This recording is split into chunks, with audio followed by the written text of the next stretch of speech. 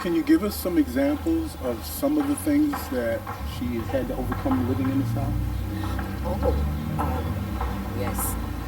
Um, she had not been, well, the big one that I mentioned, how she had the group, the kids Yes. playing and everything. That was one, and nobody wanted, well, this fella didn't want her to see, didn't want her to go this route.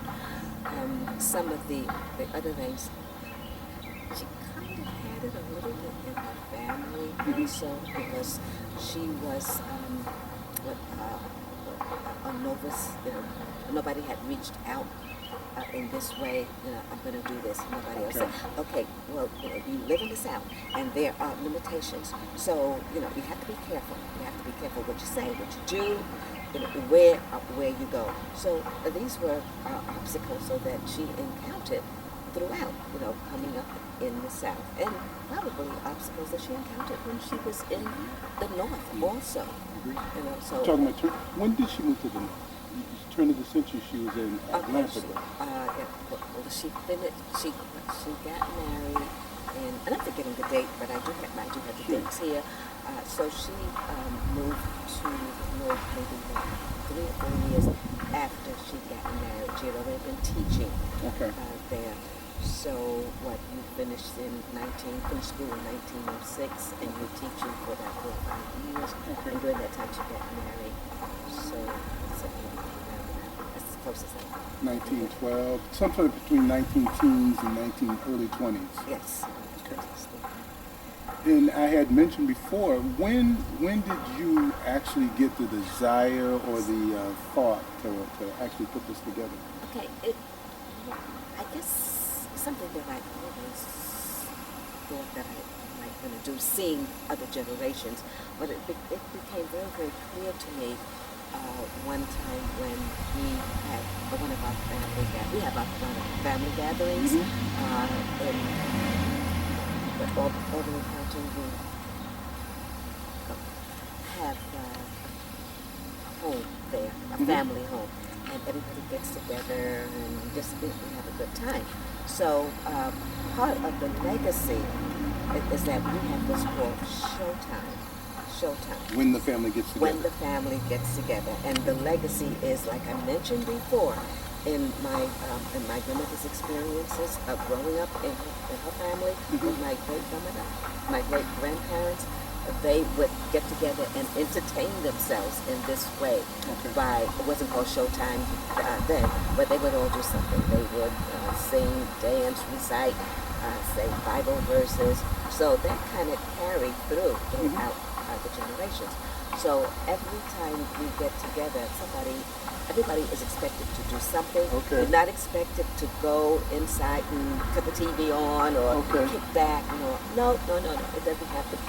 It doesn't happen that way. After we've finished the barbecue, and it's usually a big spread. You know how that is. The corn and the cob, the fish. You're making me hungry.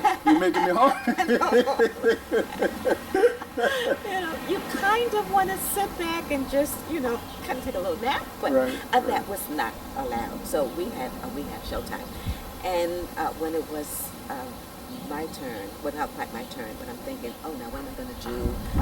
Because I'm going to have to get up and do something. I don't think though that I really approached it that way. I'm going to have to, but I knew that I would be doing something. So, well, what shall I do? And then I thought about telling a story. And telling Mary Ella's story. Because I don't think that we have enough stories to tell. I mean, we don't tell enough stories. They're there, but we especially in a family gathering. Yes. It's usually entertainment, sing a song, play the keyboards or something like that. Exactly. So I got up when it was my time, and I told a story about Mary Ella. And it just seems like the birds stopped singing, the fish stopped jumping. Everybody just seemed really, really, really into this story. And the kids later had a lot of questions and all. And then a lot of family members came to me and they said, well, Jill, would you record some of these stories so our children can hear these stories? And I did. I recorded a couple of them. But then later I said, I'm gonna put it in a book. I'm gonna put it in a book, and that's how. When was this approximately? I self-published my book in what is it? 2012. Yeah, so about not quite 2 years, but 2012. And let's see. What was the question? No, the question was self-published in 2012, which I want to talk about a little bit to the self-publishing process. But you got the desire, the inertia to actually do it based on your family gets together and you talking about your grandmother. But the process itself, when was it that you actually started sharing those stories, put it down, and then the process of actually putting in pen to paper and writing the book? A lot of the information I already knew. Okay. Because like I said, I had spent a lot of time with my grandmother. Which is beautiful. Yes, it was. Even when she would always take me as the eldest granddaughter back to the South, because she had some property and she would always check on the property, and I was always there. So we had a lot of time, to talk. I knew her story basically. I needed to get other family members, family members in my generation, and her children, a couple of her children were still alive, to kind of document, some of the validate things. Some Yes, of the things. Right. Okay. So I gathered the information there.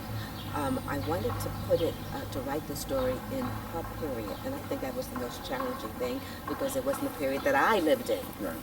And, it was going to be in book format, so it's not like, I had to second guess a lot of the things.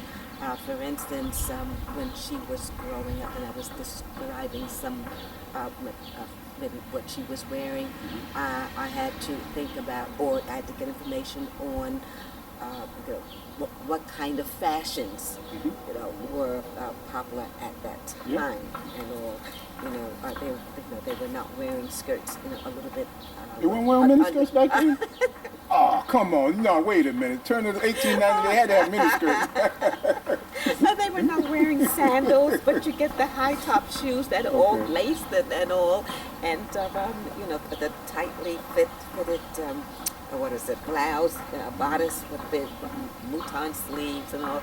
So I had to do research on that. I had to do research on the location because I'm using a university that is still in existence. I didn't want to be sued and all, So I had to think about, what that looked like, and I got back in touch with some of the people there at Atlanta University, so they helped me along.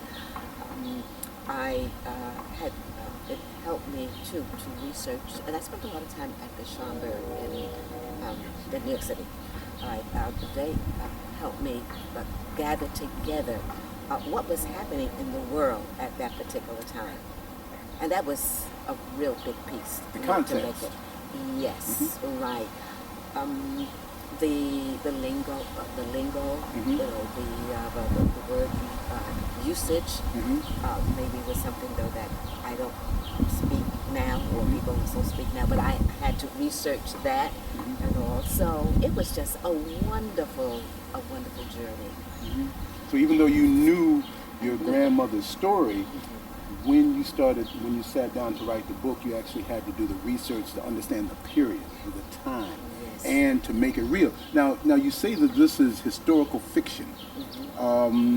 What makes it historical fiction as opposed to a biography?